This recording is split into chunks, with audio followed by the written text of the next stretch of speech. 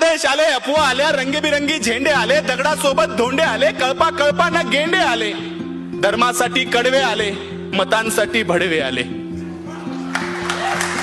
दंगल पेटली, घरं पेटले, दंगल पेटली, घरं पेटले, हलक्या मेंदूचे पेटून उठले, गाड्या तुटल्या, काचा फुटल्या, यात माणसांचं मरण झालं, ब्रेकिंग न्यूजला कारण झालं, पत्रकार घटनेच्या खोलात गेले, घटनास्थळीचे जेलात गेले.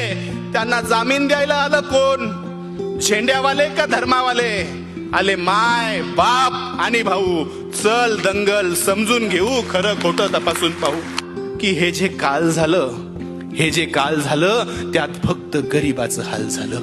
हे जे काल झालं त्यात फक्त गरीबाचं हाल झालं. पोलिसांना उडकली, त्यात सगळी पोरं अडकली. मग दाखल केस, दाखल शिक्षा, मग कशाची शाळा आणि कशाची परीक्षा.